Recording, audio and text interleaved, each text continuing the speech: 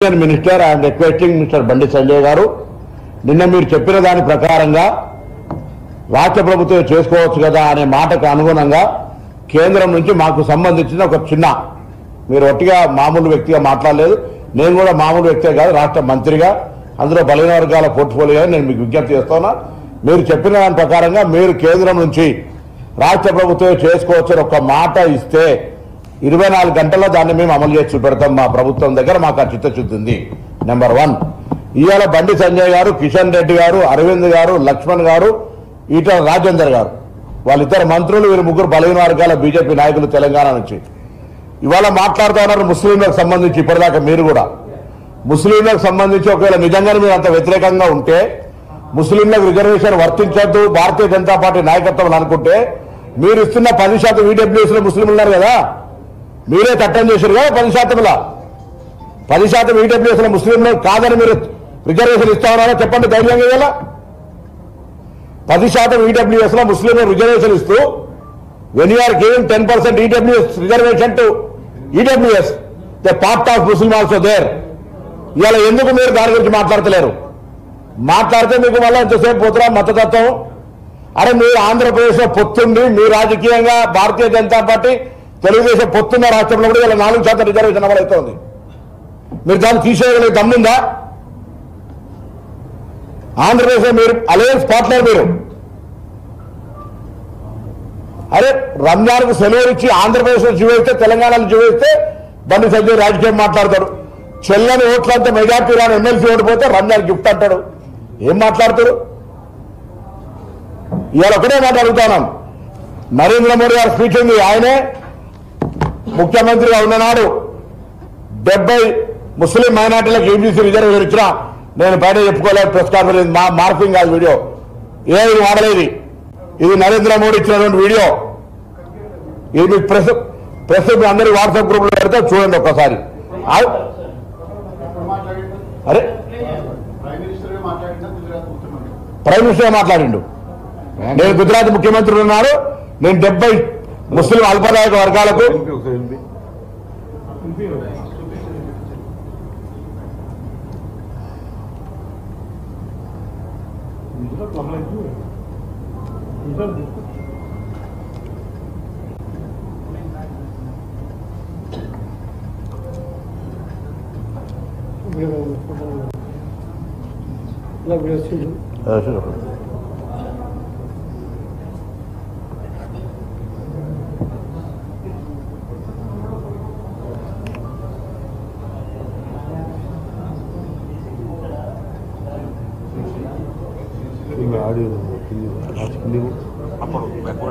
मेरे यहाँ गुजरात में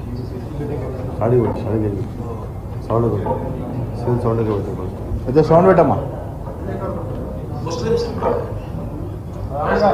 सब पर जाते ऐसी जो ओबीसी है, और मेरे गुजरात में जब मैं था उनको ओबीसी की कैटेगरी में मेरे जो मैं था गुजरात में, मीडिया में नहीं देते.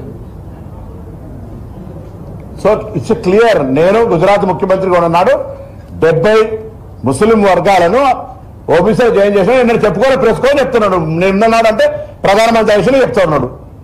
దీనికి చెప్పాలి బండి సంజయ్ గారు జవాబు. ఇవాళ ఏ రాష్ట్రంలో లేవండి ముస్లిం? ఢిల్లీలో లేవా? ఇవాళ ఢిల్లీలో బీజేపీ వచ్చింది, రద్దు చేసే టైం ఉందా?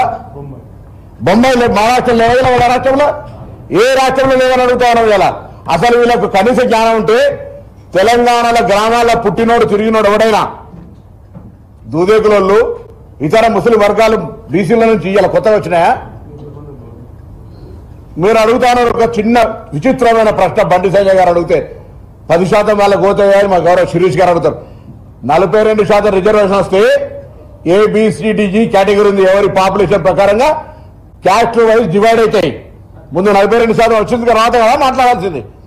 మేము ఇలా ఒకటే కోరుతాను, తెలంగాణ బలహీన వర్గాలకు సంబంధించి కాంగ్రెస్ పార్టీ ప్రభుత్వానికి చిత్తశుద్ధి ఉండి మేము బిల్లు పెట్టినాడు. ఇలా మిమ్మల్ని అడుగుతాను, భారతీయ జనతా పార్టీ ఈ ప్రశ్నలన్నీ శాసనసభలో శాసన మండలిలో చర్చ జరిగినాయి.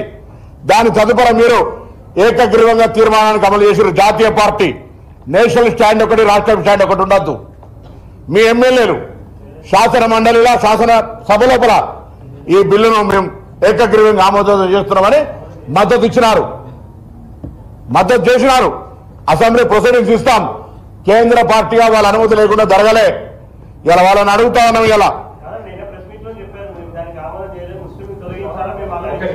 ఇవన్నీ వాళ్ళ ఆర్గ్యుమెంట్ ఇవాళ బయట నడవదు. ఇవాళ ఆనాడు ఈ ఆర్గ్యుమెంట్స్ అన్ని కూడా డ్రామా. ఇది తప్పు. నేను అడుగుతాను ఇలా మీరు మీ పక్కన ఉన్నటువంటి మిత్రపక్షంతో ప్రభుత్వం ఏర్పడ్డ ఆంధ్రప్రదేశ్లో ఇవాళ మీరు రిజర్వేషన్ సంబంధించి వ్యతిరేకించి తొలగించండి. అప్పుడు తెలంగాణ దగ్గర రండి. మీరు ఇలా కలిసి ఉమ్మడి రాష్ట్రంగా ప్రభుత్వం ఉన్న దగ్గర తీసేయండి. నేను అంతకంటే ముందు అడుగుతానా ఇవాళ బండి సంజయ్ గారు, కిషన్ రెడ్డి గారు వీళ్ళంతా మీరు మంత్రులుగా ఉన్నాడే బీసీ ప్రధానమంత్రి అని చెప్పుకునే నరేంద్ర మోడీ గారు ఈడబ్ల్యూఎస్ రిజర్వేషన్ జనాభాలో EWS economical weaker section economical గా ఉన్నటువంటి వాళ్ళు దేశం మొత్తం జనాభానే 12-13% వాళ్ళకి 10% రిజర్వేషన్ ఇస్తా ఉన్నారు. ఏం పద్ధతి? అందులో మైనార్టీ రిజర్వేషన్ ఉందా లేదా? ఉన్నప్పుడు మీరు ఎట్లా ఆమోదం చెప్పారు? ముందు బుక్కు భూమికి రాయలు. మీరు ఇందులో గురించి మాట్లాడతారు. అరే ఆర్థిక అసమానత ఇక్కడ కూడా మతపరమైన అంశం లేదు. దయచేసి చెప్తాను మళ్ళా ఉడికా మీరు రాంగ్ పర్సెప్షన్. ఆర్థిక పరమైనటువంటి అంశాల మేరకే రిజర్వేషన్ ఇస్తారు. ఆర్థిక పరమైన అంశాల మేరకే రిజర్వేషన్ ఇస్తారు. వాటి ప్రకారంగా చేయమని అడుగుతా ఉన్నాం. అందులో కూడా తెలంగాణలో ఉన్నటువంటి వివిధ కులాలు 139 కులాల పైన ఉన్నటువంటి వాళ్ళకు ABCDGగా ఇవ్వబడ్డది. దాని ప్రకారంగా ప్రపోర్షనేట్ గా రిజర్వేషన్ వస్తుంది. దాన్ని అర్థం చేసుకోకుండా 10% వాళ్ళకే ఇస్తున్నడానికి ఒక రాంగ్ ప్రాపకండా. ఒక కేంద్ర మంత్రి బాధ్యత కలిగినటువంటి మాట్లాడే మాటలవి మతం పూర్తిగా లేస్తే పొద్దుగాలు లేస్తే మతం, మధ్యాహ్నం లేస్తే మతం, ఎన్నికలు వచ్చినప్పుడు మతం. మేమందరం గుడికోం, పొద్దున్న లేస్తే గుడికాడ మొక్కుంటాం. రిజర్వేషన్లకు సంబంధించి బలహీన వర్గాల బిడ్డగా చీమునెత్తిరి గతంలో కూడా మీకు తెలంగాణ DNA అనేక సందర్భాలు అడిగినాం. ఇవాళ ఆనాడు ప్రధానమంత్రి తెలంగాణ ఏర్పాట్లు మీరు అందరూ సూచనలు తలుపులు వేసి దొంగతనంగా ఎత్తుకపోయారని చెప్పారు. ఇవాళ తలుపులు తీసి తెలంగాణ శాసనసభల దినం మొత్తం చర్చ చేసి బిల్లు చేసినాం. ఇవాళ దీనికి సపోర్ట్ చేయాలి. మీరు చిత్తశుద్ధి పెట్టి ఏమాత్రం నేను మళ్ళీ పెడతాను. నేనేం అసెంబ్లీ బిల్లు అయినారు కూడా నేను BC మంత్రి చెప్పిన దయచేసి దీనికి అనవసరంగా చర్చ ఎక్కువ నెగటివ్గా చేయకండి. దీన్ని పాజిటివ్ చేయమని ఇవాళ కూడా నేను హృదయపూర్వకంగా విజ్ఞప్తి చేస్తున్నా. సోదరుడు బండి సంజయ్ గారికి, ఈటల రాజేందర్ గారికి, అరవింద్ కుమార్ గారికి, లక్ష్మణ్ గారికి ప్రధానంగా మీ నలుగురు బాధ్యత. ఇలా రాష్ట్రం నుంచి మంత్రి అయిన కిషన్ రెడ్డి నిజంగానే పొద్దున తెలంగాణ ప్రజలు చెప్తారు మతం పేరు మీద వాయిదా ఇచ్చే ప్రయత్నం చేస్తున్నారా? ఈడబ్ల్యూఎస్ ముస్లింలకు ఎట్లేసారు? వెంకటేష్ గారు అడిగినారు 50% కూడా. ఇందిరా సహాని గాని ఏ తీర్పు చెప్పినా ఏం చెప్పింది? సహేతుకమైన లెక్కలు కావాలి. How can you give 50% over cap అని అడిగింది. ఎస్ తెలంగాణ ప్రభుత్వం ఇలా సహేతుకమైనటువంటి 1,00,000 మంది ప్రభుత్వ ఉద్యోగులను క్షేత్రస్థాయిలో పంపి తెచ్చినటువంటి లెక్కలు మా దగ్గర ఉన్నాయి. మేము on record with ground reality మేము రిజర్వేషన్ అడుగుతా ఉన్నాం. చీఫ్ సెక్రటరీ ద్వారా తెలంగాణ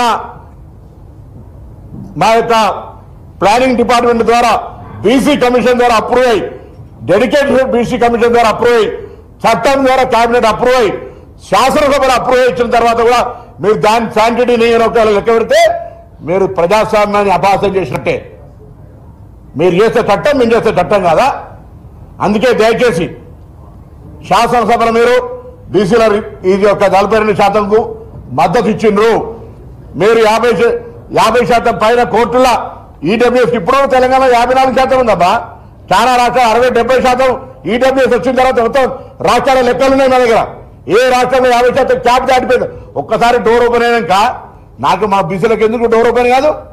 ఏ సుప్రీంకోర్టు ఎందుకు ఓపెన్ కాదు డోరు? బరాబర్ అవుతుంది అన్ని రకాలుగా. ఇది ఊరికేనే తెలంగాణ కోసం ఎట్లయితే ఆనాడు తెలంగాణ ప్రజలు కొట్లాడిరో సకల జనం ఇవాళ ఈ యొక్క 42% ఆమోదించుకోవడానికి బరాబర్ కొట్లాడతారు. అన్ని రాజకీయ పార్టీలు రావాల్సినే. ఆనాడు కొన్ని రాజకీయ పార్టీలు వ్యతిరేకించినాయి. బరాబర్ ఇవాళ మేమే ఛాంపియన్ అని చెప్పుకుంటారు కొంతమంది. ఏది ఏమైనా తెలంగాణ సాధన స్ఫూర్తి, తెలంగాణ రాష్ట్రం దేశానికి తొలి రోల్ మోడల్. 42% చట్టం జరగాల్సిందే. చట్టం చేయించే బాధ్యత భారతీయ జనతా పార్టీ నాయకుల మీద ఉన్నది.